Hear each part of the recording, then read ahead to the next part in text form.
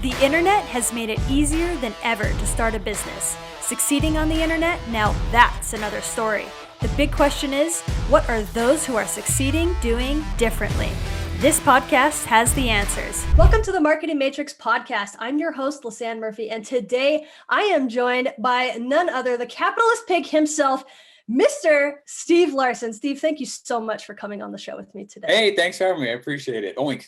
Oink, that's right. Everyone who has been to, I was at that offer lab when Dana Derrickson started the Oink, and it just like went wild, and it just hasn't stopped. So we are so excited.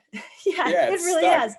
It has. It's so funny how those things happen. I remember Steve and I were actually just talking about how a year ago we were actually walking on a beach in Labadee, Haiti, and we were talking about how to pick things that are like socially grating in order to create a movement. And that Oink is just kind of another example of how you've latched onto capitalism, and it's really driven so much of your movement and your product creation and the direction you've gone with your audience. So it's been fun to watch it for that Two Comma Club cruise was I can't believe that was a year ago. Actually, until you brought that up at the beginning of this, I have no, that's not, what a crazy year. I've been waiting for 2021 to be able to say the phrase hindsight 2020 since like June. Stupid joke, holding on to it forever. You're the first one that's graced with. Yes, I am so grateful. How lucky are we? I love that. Well, guys, for those of you, I mean, I think everyone that listens to this podcast is pretty steeped into the ClickFunnels community, so they know who you are. But I just wanted to give you just a personal introduction if there's anyone that doesn't know who you are yet, because guys, you want to know who Steve Larsen is. And I've had the pleasure and opportunity to listen to you tell your story a number of times. So for those of you that don't know, Steve Larsen has always had big dreams, but he was always looking for windows to find ways to walk through those dreams. I love his very first story of how he went to ClickFunnels and like rode his bike there and like basically like bartered his way into the event, and then like managed to land a head funnel builder spot after he proved himself to work with Russell Brunson. But he knew he needed a good mentor, but he still had the itch to make his own mark in the world. And so after a couple of years, he went out, started his own business, and within a year, right, you hit your first Two Comma Club award, which means you get $1 million in a funnel or a system of funnels. And it's just been a perpetual cycle of increased opportunity as you get smarter and smarter and you learn about your market. And so it has been so fun to be a part of your journey, and I put my own dollars out there to help you get to that Two Comma Club, and it's been worth every penny. So Steve, thank you so much for coming and for being an example of self-made entrepreneur and someone that has proven that online business works, especially in industries that people didn't think would do well online, like multi-level marketing. That's been a huge push for you as well. So Steve, again, thank you so much. Welcome to the show. And we're excited to dive in with you and just pick your brain. I'm excited for this. Thanks so much for having me. It's been great. Awesome. Okay. And all right. So I wanted to ask you a few questions. I was thinking about these. I woke up in the middle of the night last night with all these questions that like went off in my brain that I wanted to ask you. I love that. It's the best. So I'm really excited to just hammer through these and get your opinion. My first is we're gonna start with a softball here. Okay. So my first is what is the biggest mistake that you see business owners make when it comes to their marketing? You work with a lot of business owners. Yeah. Immediately, what just shot in my head was people they don't do a lot of strategic design around who they actually want to work with. It all comes back to the who, the person that they want to work with. And I'll tell you that in my own company, I don't know why, but it seems like every 6 months there's this natural refreshing of my dream customer. And I don't start it. It just, for some reason, calls on itself somehow for me to go back and go through it. And we're actually doing that right now. And it's, we just shut down like 46 funnels. Because my who wouldn't like them. That's the only reason. It's not that they weren't working or not successful. It seems radical, but the more I've seen that that's the pattern, like really understanding the dream customer, and then just as simple as it sounds, designing the product and the value ladder for them. I mean, that's been the key. And so but it's also the biggest mistake that I think most people will make. Because I think what happens is, and it's totally, completely, I get it. When you're starting out, you just want something to work. And so you'll kind of take it from anyone, take the cash, take from, like, something, please work for me. I need to have this. But, as you start to develop that base a little bit, you kind of start thinking about ways you can progress the company, and taking cash. Not all cash is created equal, and so I started sitting back and recognizing, like, there's some dream customers I'm loving working with. There's some others that I really don't, and I actually don't think that I can help them as well as that company can over there. And so I started and companies will go through this. And now I have a hard time calling myself a company, and I'm not trying to go on a side rant here with this, but like, because a company is a series of systems around a product that creates a lead and fulfills on it, right? Like, but I'm more like a pioneer who's trying to, like, find principles and teach them. And so that's the only reason why I can build all this stuff up and shut it down the next day. It's like, and shut it down, build it up and shut it down. That's not traditional business. That's a dude trying to figure out some cool patterns and go teach them. So I have a hard time when people will try to follow me, because I'm purposefully doing what I'm doing, but I don't think people should follow me in doing what I'm doing on some of these. I'm trying to basically pull back patterns. And so I think that the biggest problem that people run into is that they don't know who their dream customer is. And then parallel to that, as they're saying, is they follow someone who is not where they want to be. And they follow people who are, frankly, not further down the exact same path. I'd say those two right there. I love that. So let's dig into that just a little bit. So starting with the first one, if they don't know who they want to serve, do you think that comes from a lack of experience, of having poor experiences with people that they are like, yes, I do not want to serve them? Or do they not do enough due diligence in the beginning? Or maybe they don't know what questions to ask. Like, where does that come from?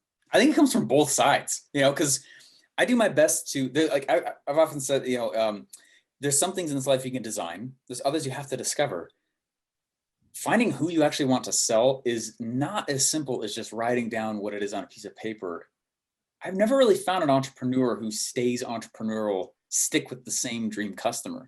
It's kind of like, we kind of graduate to different areas and places that we want to go, and we're finding where we want to go and shift to. And that's very normal.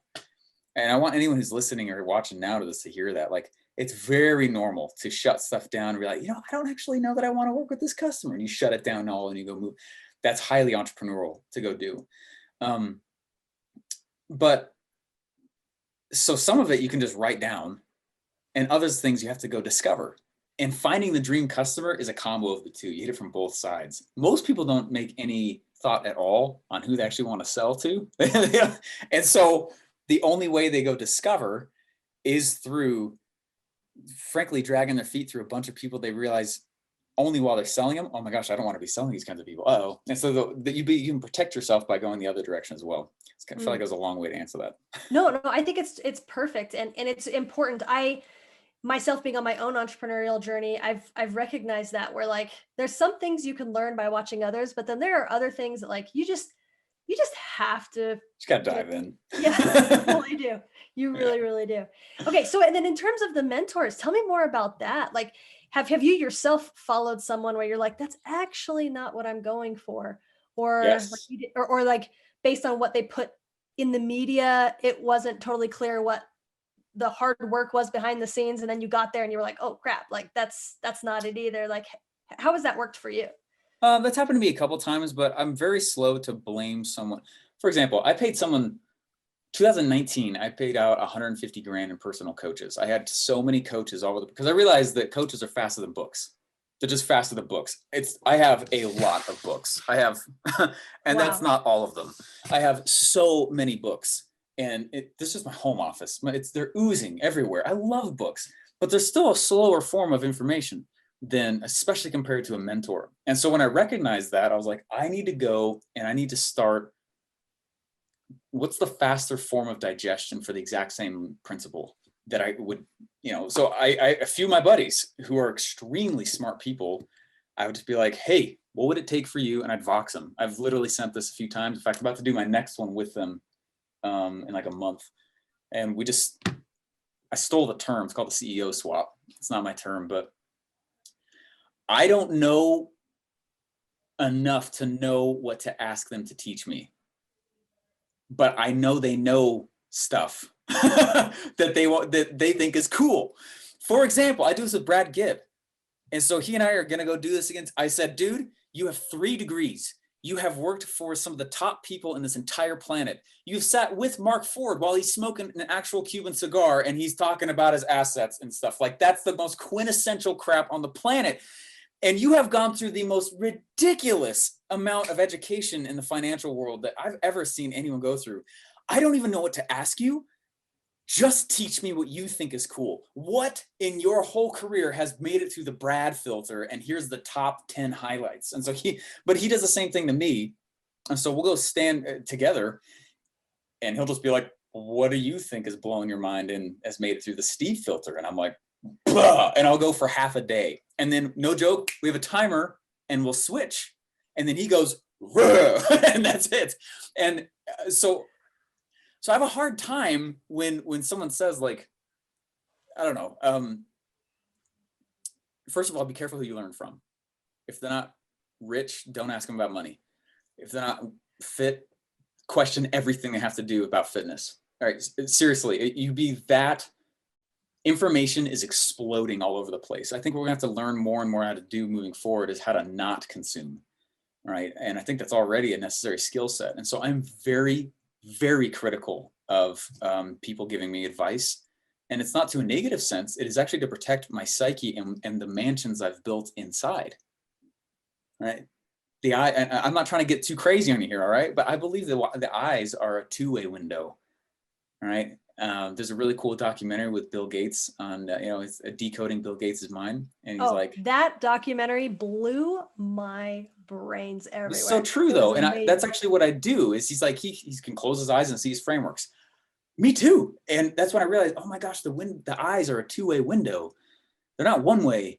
And so when I close my mind, so that's why I've learned how to meditate so much. And that's why I've dived so much into these things. I'm not trying to go on a side rant with it, but it's been really fascinating to try and build tapestries in the brain that allow you to go and frankly move faster when your eyes are open. And so that being said, I'm very careful on information I let come in. If the person is not filthy, ridiculous rich, I do not listen to them about money. I was at the Chase Bank and they were like, you have more money in your account than most people do as a retiree account. And I was like, well, I'm a marketer. They're like, have you ever thought about doing a 401k? And I was like, are you rich and would you buy it? I'm not joking. And they're like, no. And I was like, no offense, I'm not going to take your financial advice. And just walk away. And like, that's just that. But you have to approach marketing and mentorship that way as well. Just because they have a program doesn't mean that they themselves are super good. There's certainly been 1 or 2 times I've bought from somebody where I'm like, you're not exactly what I thought you were going to be afterward. But there was one guy I bought from. This is where this whole thing went from. I'm so sorry. I'm totally on a side rant. No, this is perfect. But don't apologize. We're going to go where your brain goes. It sounds good. I paid this dude 30 grand to teach me how to do a very specific outcome. I didn't log in for the year. I had stupid, yes. And I was learning a steep lesson in getting too many mentors. And it sucked. Okay. But I had a few friends who were like, you didn't get the outcome. Go get your money back. Are you kidding? And I was like, absolutely not. Absolutely not. Extreme ownership. That is on me. That's not on him just because I didn't log in and actually apply with full intent what I paid him to do. That's his money. It's my job to get the outcome, not even his. And I feel like that's the mistake that is a lot. Funnel land is amazing. And I love ClickFunnels. And I always will. I'm the original diehard baby, right? Like this. Oh man, I love that shirt. That was created literally after me. But like, it also attracts a lot of brand new entrepreneurs who have never been in business ever, who honestly are trying to grow their own brain as fast as they are their wallet. And they don't often know that those two journeys are happening in parallel. And you're learning funnel land and you're learning offers and you're learning how to get attention, but you're also learning the self-management that comes with those things. And can I learn to trust self? And do I have self-love? And can I, right? And those are happening in tandem, whether or not someone wants it to. And so understanding you're on that path, that's a big, big deal to go through. So I'm very careful, and I'm circling back again here. I'm trying to, let me find a tie-in that the big mistakes entrepreneurs make at the beginning, they don't know who they sell or serve. They're not following somebody, or if they are, they're following people who are frankly very unqualified, or they put all, well, you didn't give me the thing that you promised. It's like extreme ownership. No one cares about your success more than you will. And it's a mistake to ask people to try. I love that. I completely agree. I'm going through a similar experience right now. So just in the last month, I've hired a director of operations for my business. Good, cool. And it's been so amazing, but really hard, because it's like, it's this push and pull of letting go of control so that like someone else can run the systems for you, so that you can be the more strategy brain in your business. But at the same time, as you're losing that control, you're just like, wait, what's going on? And I've even struggled with like my director of operations came to me just last week, and she was like, Lisanne, just because you hired me does not mean that you need permission from me to do things. Like, this is still your business, and I realized that like, I kind of gave up a little bit I stepped away from that ownership a little bit. And I was like, oh yeah. Just because I hired someone to help me doesn't mean that like now that they have to give me permission to move forward and do things. And I love that commentary on like, we're growing ourselves as well as our business and our wallets. And always it's a direct correlation. It is very much. So I love that. I love that so much. I appreciate you bringing that up. Mm-hmm. Okay. That was a total rant, but hopefully it's helpful. Oh, it was an amazing rant. I love it. Keep ranting, my friend. Okay. So so this next question actually ties into something you mentioned. You said that you killed 46 funnels. Was it? Is that the number you said? Something like that. Is a lot. Something like that. A lot of funnels. So, and I saw that that offer that you did where you're like, hey, we're getting rid of all of this. Like, if you want like last minute access, you can go ahead and get that. So you mentioned briefly just a second ago that it's because you're tailoring and tweaking and narrowing in on your dream customer. And that's why you're killing things. Can you speak into that? Like, why did you kill those funnels? How did you pick those funnels? Like, was it hard, or was it like no brainer, easy? Like, I would love for you to dive into that decision. Yeah, it's not an easy decision. I've had some amazing people work for me, and some people that have worked for me learned about funnels through me, and then they grow up and they leave, and that's great. And I expect that. It's a very natural progression of things. And so one of them made a comment on the way out. They're like, dude, you work way too hard for your money. And I said, I know. He said, you work way too hard. And I said, I know. He said, why do you do it? I said, well, I'm not actually trying to just sell products. Like, yes, of course. Like, what I've been trying to unveil, and what this has been all about for me for the last 3 years, is being able to write the equivalent of Expert Secrets. I want to write a book that is enters the marketing lexicon. And so that's really what this has been about. And so and this is a cognitive attempt of mine. This is not like it's been, oh, but this is a good book. 3 years ago, I was like, if I'm going to go do this, it will be so that I can add a book to the marketing lexicon. And so, all along, what I've been trying to do is build out these frameworks and trying to pull patterns. And that's part of my gift. I do believe it's one of the reasons I'm alive.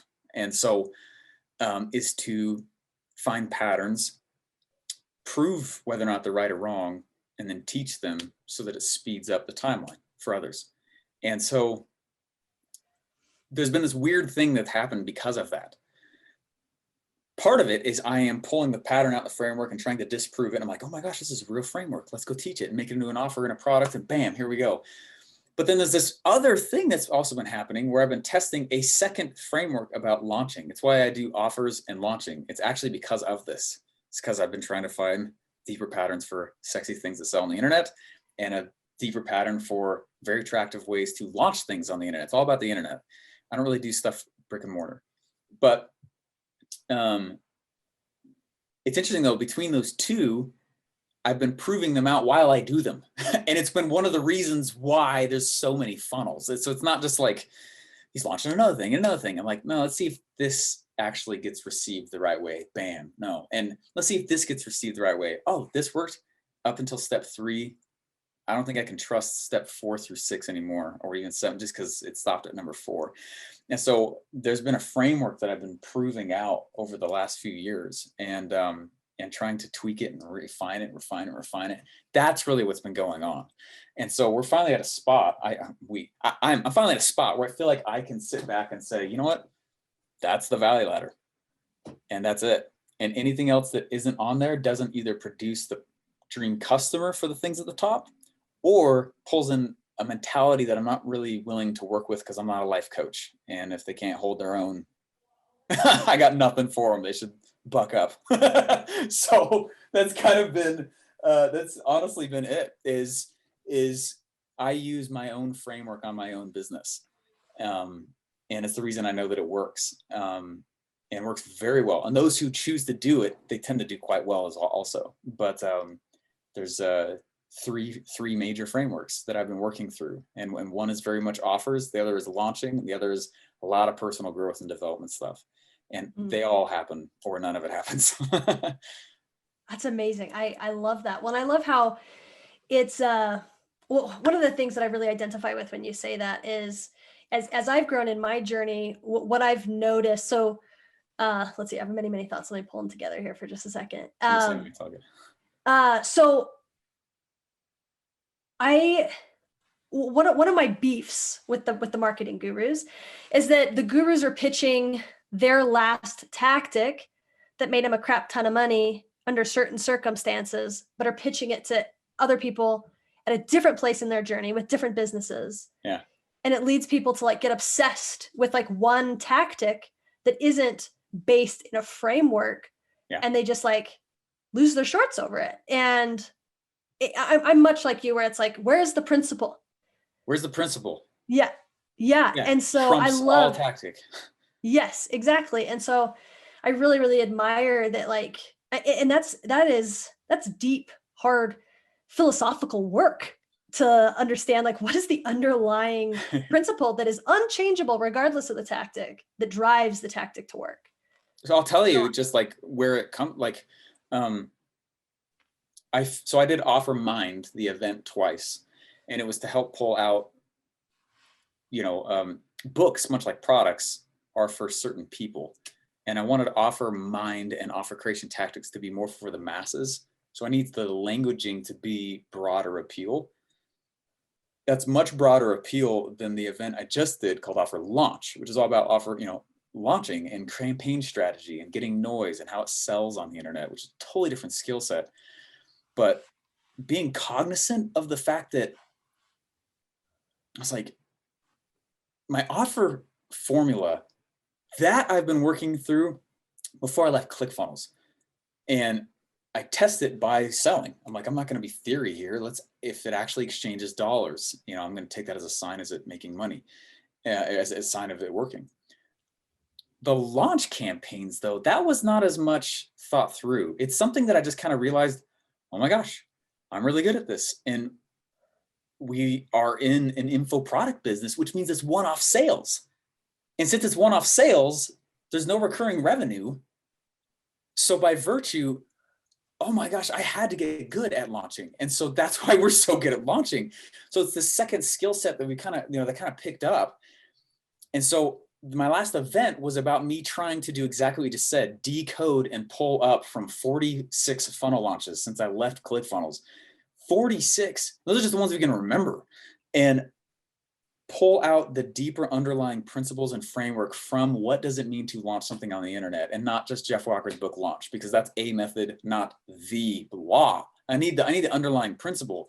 And Russell and I geek out about this type of art a lot because it's hard. It's super hard.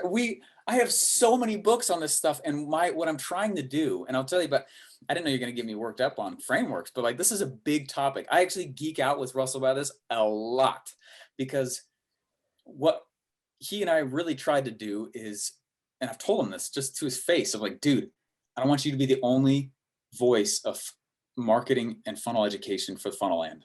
I'm going to try to be also. And so that's why we have these pieces of paper, I mean, strewn all over the floors all over the time, and trying to walk in our art and find the frameworks and the patterns. And can we prove that that's law? Because if so, it's the equivalent of proving, oh my gosh, when we do this, a tire tends to work. You know what I mean? And so that's what we're trying to create for the internet and create for the internet marketer. And that's super fun. But that's why I was trying to say at the beginning of this, like, don't follow me if that's what if you're trying to have like the sustainable thing that you can always depend on. I like being in the weeds, building it up and burning it down because it didn't work. But people are like, wait, yes, it was making money. It's like, but it only worked in this one scenario, in this one place of business, and this one thing, just like you were saying. So it can't be a law for everyone. Burn it. Let's start over again. And that's really what I'm doing. So that's the reason we shut down all that stuff is because of my who changed. I love that. I love it. Oh man, this is so exciting. This is so great. Okay. A lot of rants there, sorry, but there's just so many. My head's all over the place too right now. No, it's fantastic. I'm digesting a lot of thoughts. So I'm home right now. So I love it. Well, this is well, luckily it's recorded, Steve. So if you want to go back and listen to yourself. Sweet. But oh man, this is so great. And it actually leads perfect into the next thing that I wanted to pick your brain about. Yeah. So I've loved your, the marriage between offers and launches. And if you don't remember, that's great. But I run a Facebook advertising agency and educational platform. And whenever I'm doing evergreen type campaigns, I mean, and they're not really campaigns based on like how we're defining campaign, but an evergreen promotion, if you will. The return on ad spend is always significantly lower than a launch. Like when I work with my clients and we do a launch, I mean, the return on ad spend is like 15, 20, 25, 30, 45, 50. I mean, it's just like the amount of revenue coming in compared to the ad spend is just crazy compared to an evergreen where it's like, 2, 3, 4 is a good return on ad spend, right? Yeah. So my question for you, like as with your process of building things up and burning them down and building up and burning them down, do you have anything that's evergreen in your business, or is everything like a launch? For the first time ever, 3 months ago, we got our first evergreen thing. It's crazy. And it's only because of the way we started collecting the cash on it. That's the only, it's not actually evergreen. I have very little evergreen stuff. And it is one of the reasons why I'll get a little testy when someone's like, oh, you know what you're talking about, or you're not doing, like, if I didn't, we wouldn't be a company because we have to launch a lot. Now, I'll tell you, I'm tired of the model. I found the lessons, I learned them, and it's exhausting. And most people couldn't do it. And it's not a pat on my back. It's just the reality. It's a very exhausting way to go learn stuff. But you also see stuff really deep, and you see farther and further and more breadth than most people can. And I consider myself an idea pioneer and set aside time often in my life to play with that idea. And so evergreen cash, I have like ClickFunnels affiliate stuff. I've got a little bit of Offer Lab stuff. But that's really it. That's really it. And so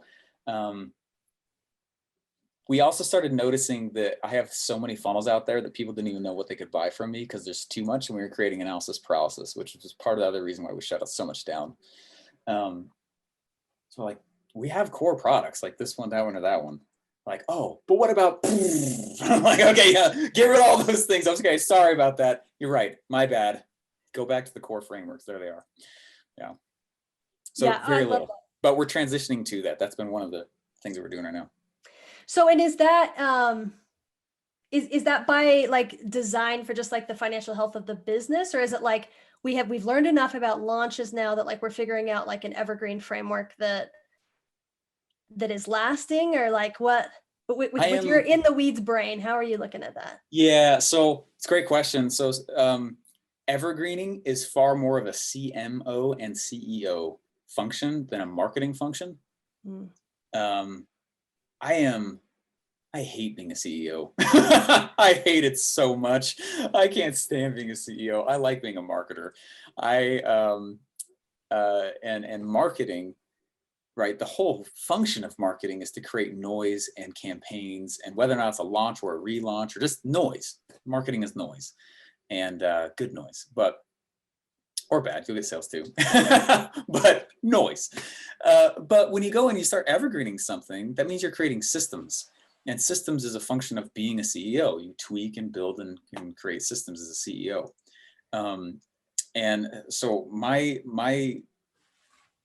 dive in has not really been about being a CEO. And because of that, I'm not really the guy to ask about evergreening. I got a few strategies I run that create it basically forces the info product model into an evergreen model because of how I treat it. But and it's a few activities that I do that I just know just bring in sales, and I can pretty much measure off of it. But that's me bending the info product model to make it into an evergreen. But so you can make a lot of money with the info product model, but after a while, it's pretty hard to evergreen. The other way to evergreen it though is with the phone model, which is why we're building a phone center, and that's one of the reasons I built an office. Actually, is to have at least 10 salespeople in the center. They're always selling my stuff. That's another way to great sustainability. But it's a great question though. I do feel like I have learned at least the introduction deep framework to launching. I think I need another once over on it. And I call it the Bat Cave. I disappear for about a month, and it just looks weird on the outside. There's papers everywhere. I'm far into just crazy stuff on my whiteboard. It looks like a beautiful mind. I don't even know if we're here right now. I'm just kidding.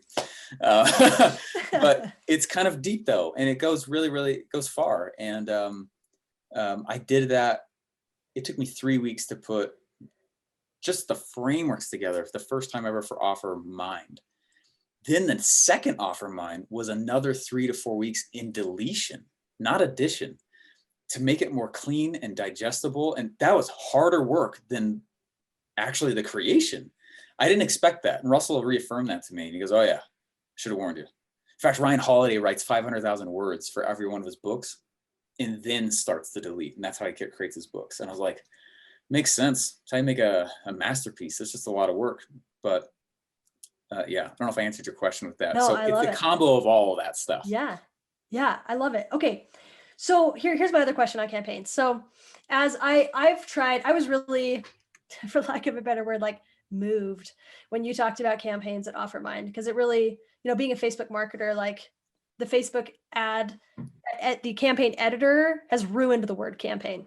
Yeah. And so like you kind of like resurrected that in me and was like, that is not a campaign just because you flip a switch, So I'm thinking about my whole business very, very differently in 2021 in terms of launches and like actual campaigns. One of the things that I get stuck in that I would love for you to speak into is my mind goes off on like everything that needs to be involved. Like I have a Facebook group, I've got a list. Sure. I have a press tour where like I can go into my friends' Facebook groups and podcasts and talk about it and get it in front of their audiences. I can do ads. I can do urgency and scarcity and get deadline funnel in there. I can send out mailers. I mean, your mind just goes like, and it just gets like huge in terms of like the amount of, like you say, noise that you can create around an offer.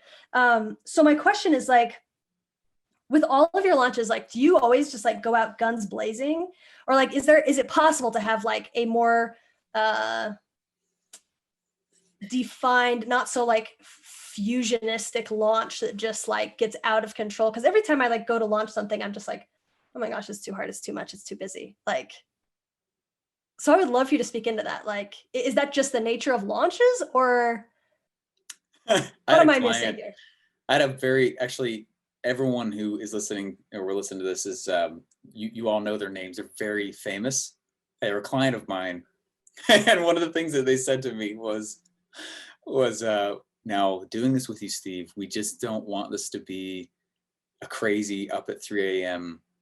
kind of style launch thing that we see you guys doing a lot. And I was like, let me clarify. I am very protective of my sleep. I sleep 7 hours a night because I spent way too many years damaging my brain by not. But yes, we go hard and we go fast and we go loud. I had a teacher in college and they almost didn't hire me because of that. And I was like, we can still do it like a month in advance. So it's not this crazy, let's do it in 2 days. We didn't start building the funnel for Expert Secrets until 2 days before. It's stupid. Like, don't do that. Like, but I keep looking for my copies. I know they're around here somewhere. They're never on my shelves because I'm using them. Anyway, I had a teacher in college though tell me, the scenario was we were doing this food business. I don't like cooking. And he was like, they voted me as the CEO of this thing, as a student-run business for a semester. Was this the empanada? The empanada? That was it. Yeah, the empanada thing. Yeah. I forget so many. Yeah. I forget which stories I've told to who and when. And but basically, he was like, I went to him and I said, hey, we're doing really well in our sales. We're selling to, frankly, broke college students, and we're making $2 or $3 grand a week. Like, not bad, it's super cool. And this is our first time doing it, so really not bad. And then I was like, I don't know, I just feel like I saw the first little dip in our sales this last week, and I went through advice for him. I went to go ask him for some advice on how to go to the next level without annoying the market. And that's what I asked him. And he's basically just smiled at me and said, the moment you start getting annoyed of yourself is the moment they are barely beginning to realize you're there. That he's the one that I came from. His name is Drew Eager. And that was very impactful for me. And he's so right. On a launch, basically you're trying to be as unapologetic, loud, and abrasive as possible. You're trying to create a tidal wave, not a wake, and that might mean that you lose some people in your followership, and that's okay. I get 50 to 100 people organically joining my list a day, and I get 10 to 20 leaving every day. And that's just how it works. And I'd rather that my messaging and what I stand for and capitalism and self-growth and God and country and gunpowder be so strong and unapologetic that they opt themselves out instead of me cleaning up my list. And that's been a great way to do it. But yeah, the answer is I try to go as loud as possible. I'm trying to be annoying. Yeah, go ahead if you're. It's better than not being heard. Yeah, the last corporation that I worked for, I actually worked in marketing for Deseret Book, and I was a part of a marketing team that like brought each department together to market like the signature Christmas product, which was a product called the Little Lamb. I don't know if you ever like saw it out there, but anyway, the name of our group, our conglomerate of people from different departments, we called ourselves the Get Sick Club. And the reason why we did is because it was that principle. He said, if you are not sick of the little lamb by the time Christmas happens, then you haven't done your job even a fraction of enough. And so we were so true. we had like made like Get Sick t-shirts and stuff like that. We were like, puking the little lamb pretty much like by the time Christmas came. And that's awesome. I love that so much. So, I am so tired of the potato gun story. I just never want to hear that story again in my life. And Russell doesn't want to tell it. It got to the point where, because I got there right at the hockey stick growth of ClickFunnels. There was like 30 employees and like 12,000 users of the platform. And there was and then when I left, there was like 100,000 users and 400 employees or something like that. So it was right at the hockey stick thing. So he would be on these interviews and he'd be just always telling the potato gun story all the time. And it got to this point where I remember it's about a year and a half in. It was just like this, almost like this face of defeat that he would look over at me and just be like,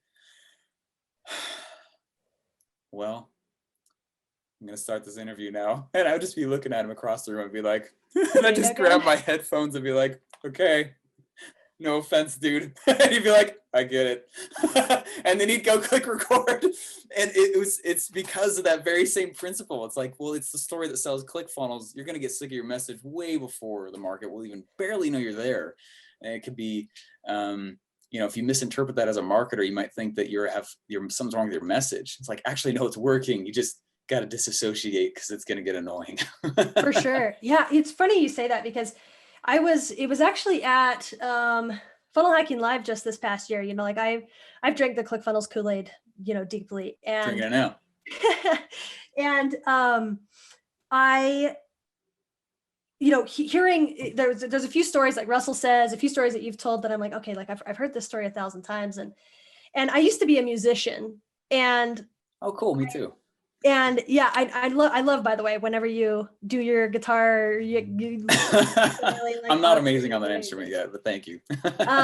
So when I was a musician, I stopped and I was like, man, like I actually, whenever I go to concerts, and I watch, some of my favorite bands, like sing that beloved song that, the crowd just like bleeds and cries over, but like, and I just watch them and I'm just like, are you really loving this? Or are you like, if I have to sing, as Dan Reynolds, like, if I have to sing Radioactive one more time, I'm gonna lose it. I am still radioactive. Exactly. But I was like, it's the same for marketers. Like it's, especially if you decide to be a personality, like you are, your stories are your songs, and you have to perform them, like Makes the people sense. in the audience, like they demand that they are performed. And that was like a big like transition for me of like, if I decide to like really step into being an influencer, like I can't get tired of my story of, quitting my PhD to start a business, like I just, it has to be a part of like my DNA and my hit album, Right. Totally. It makes complete sense. Yeah. And I didn't know that for a while too. And I would mistake it as something's wrong with the message. Oh my gosh, we got to tweak it. Something's wrong. Let's go back to the sales letter. And the reality was I was just having apprehension saying it again, and I totally get it. Oh, it's so interesting. I love this. Okay. Well, we have used up some great time. I have a few more questions if you have, a minute. Yeah. I got a few minutes here. Okay. Was there anything, I mean, this is going to it'll probably seem obvious since you have the pattern of like building and burning and building and burning. The BB method, we'll call that the build and burn. That should be the book. What was something that you tried this year that like it was a very calculated try, but just absolutely tanked? Yeah, I know exactly. Yep. Without even a hesitation, know exactly what you're talking. I built a 6-month plus campaign. It had, it didn't tank. Maybe I should switch examples then. You can even create your own definition of tank. Yeah, it didn't do nearly as well as I thought it was going to. Overall, it still did 70 grand, but which I know still seems like, but only 10,000 of that came from the actual thing that we wanted. And I was like, this is interesting, huh? And it was one of the things that made me back down and go, wait a second, burn it all. What did we just learn? And it was a product called Create Your Core Offer, and misnamed to the nines. Didn't even think about it till after it happened. Misnamed, mispositioned. Pitch was okay, but to a group of people that everything was wrong. The situation was wrong, everything wrong on it. But I had Create the Summit, Your Final Offer. It was the thing I sold on the back of it. Everyone can talk about the Summit, Your Final Offer. Almost no one knows what was sold on the back of it. That's a big mistake. So, which is a big shame because it still is like that thing, I just misnamed it.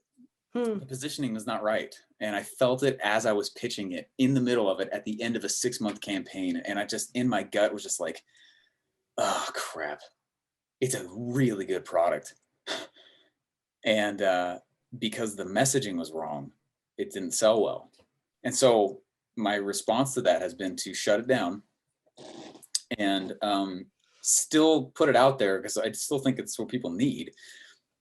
But I'm just going to put a different wrapper on it because I swear if people just got that info right there, it's one of the middle of the value ladder things that I wanted to go put out there. If they just got that right there, it would be very advantageous for the funnel end. But even Russell and I had failures as we go launch stuff together. There was another one I was thinking about, in failure, you know, to Russell is, hey, we didn't do $1 million in 3 seconds. You know what I mean? Like, it just seemed like it's pooping out another 2 Comma Club award every 3 weeks. And I was like, oh my gosh, man. So there was another one though this year that didn't do very well. And I thought it would. Everyone wants to pick my brain. And I was like, come hang out with me for 2 days. We'll work on whatever you want to for a couple grand, you know, and I'll do it in a small group of like 20 people. And like 3 people bought it. And I was like, are you kidding? All right.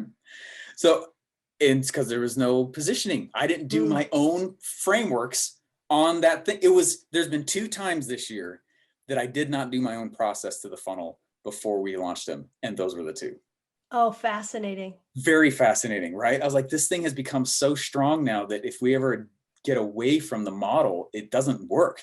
When we actually do the model, whether or not you have a list, when I do the model on my clients, like OfferLab teaches these models. That's what it is. And there's usually a bit of internal growing up someone has to go through if they've never done this before, but usually no income claim here, but usually it's over a 5-figure launch on their very first one ever, even if they have no list, no following, never done before, brand new on the internet.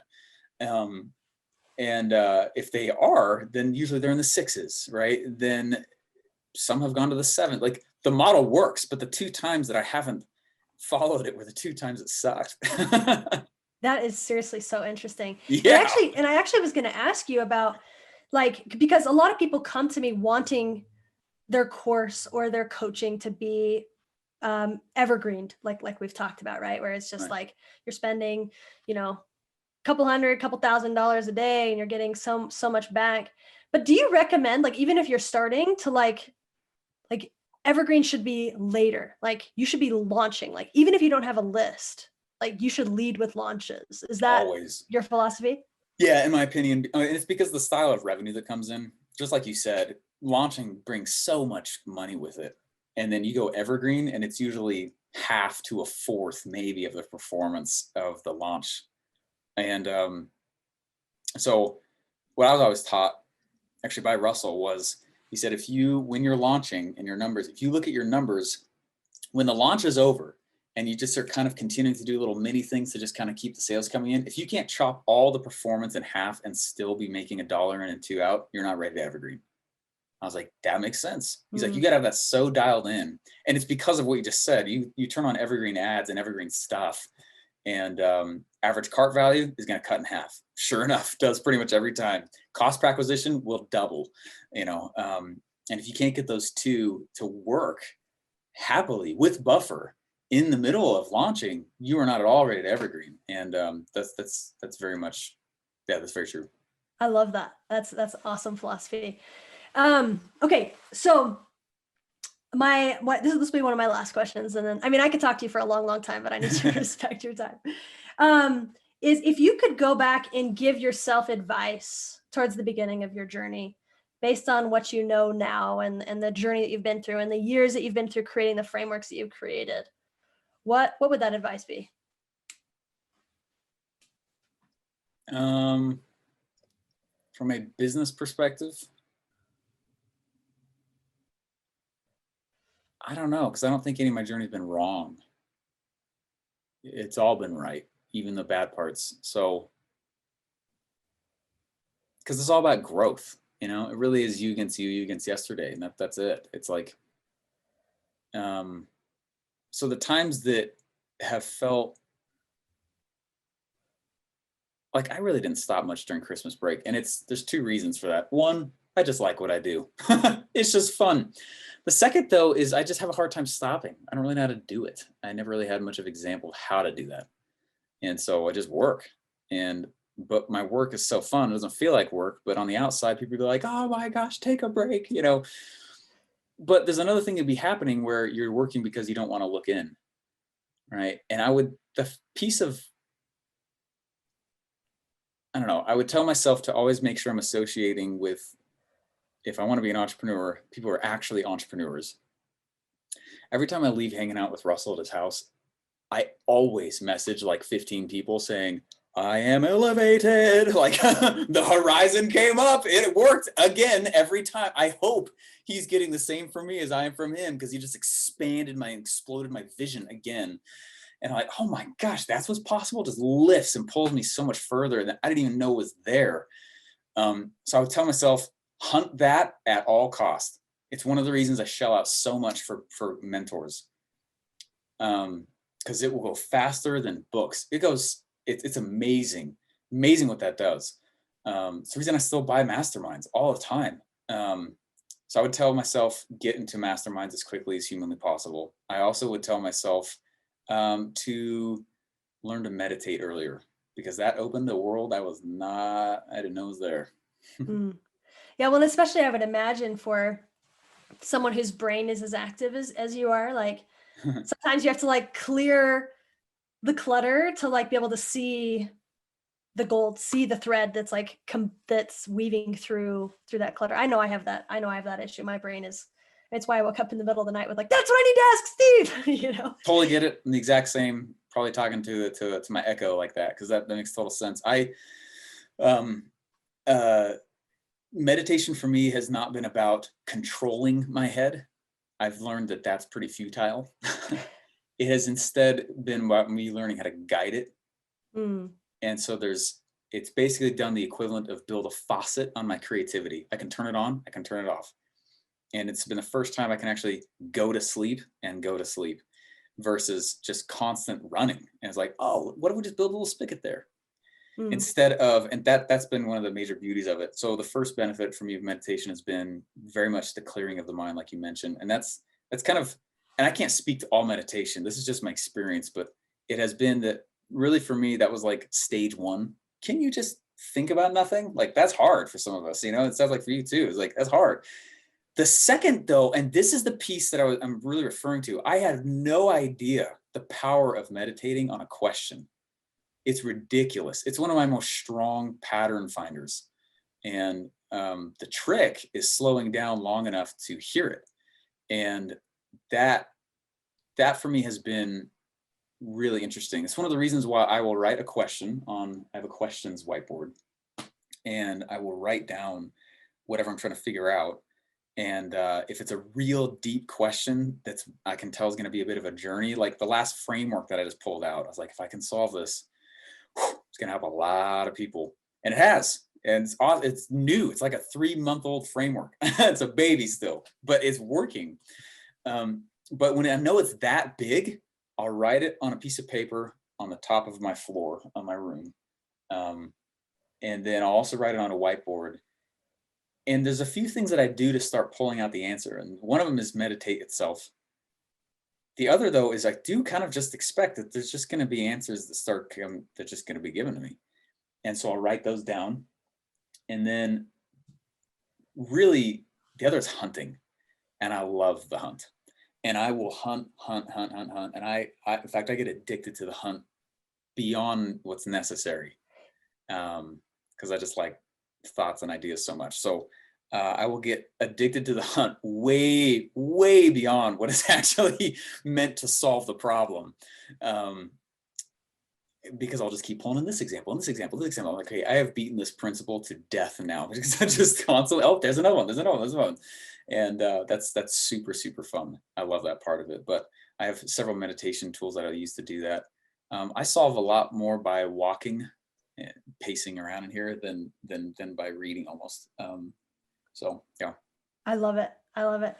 Well, Steve, I'm sure that 3 years ago you would be thanking you. And I love how you also are like, the whole journey is important. You know, it's not about there being pieces that you would avoid. You know, everything was about learning. And I think that's such a healthy mindset. And it's important because I know from my experience, it's those moments that are the tough ones. I have your voice in my head constantly when it's like, whenever I'm financially pinched, I always have your voice being in like, that is the extremity that will bring the creativity you need to crush it. Yeah. Yeah. Welcome that. It's like, yeah, few people.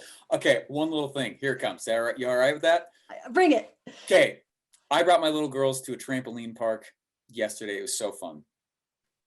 we're listening to, I totally indoctrinate them. Of course I do. I was, so I play Rich Dad, Poor Dad in the car sometimes while we're driving around, and I will pause it to quiz them on it. And I could tell they were kind of checking out. And as we pulled up to, like, oh, we can't wait for the trampolines.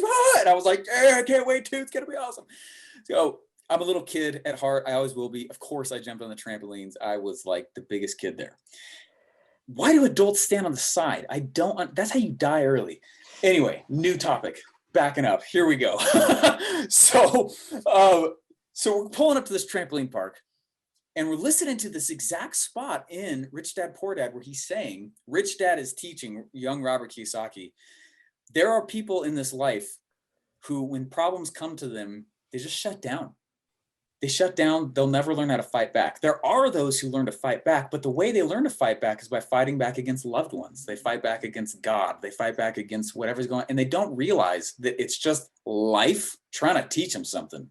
And because they don't understand that last little piece, that it's just life just trying to teach you something, and they don't stay in a state of receivability all the time, they have a really intense life. And I did not want to go in this trampoline park until they got that. So we, I swear, oh man, anyway, okay.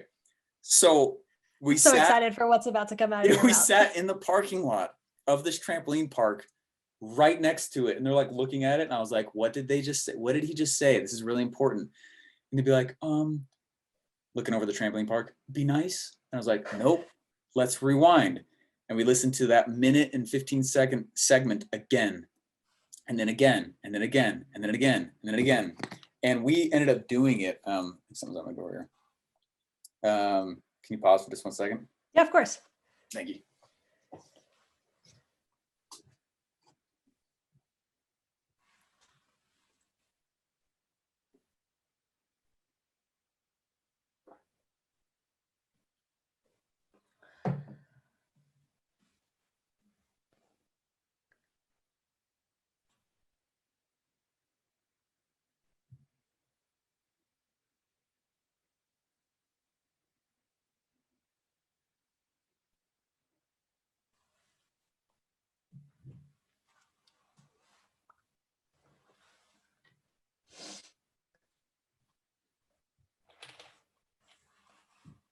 Sorry about that.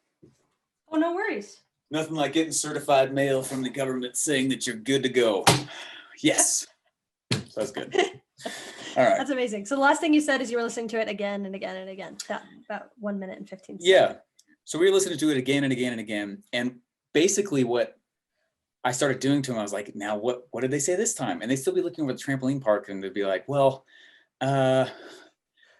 you should learn to make money. And I was like, that's not what he said. We listened to it 7 times. And I would not let us go in until they got that, because the very thing you just said is it's life.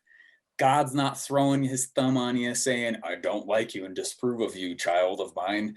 He's not going to do that, right? That's not, the business is against you. The world's not against you. It's just life trying to teach you a lesson. We're all babies here. We're trying to learn stuff.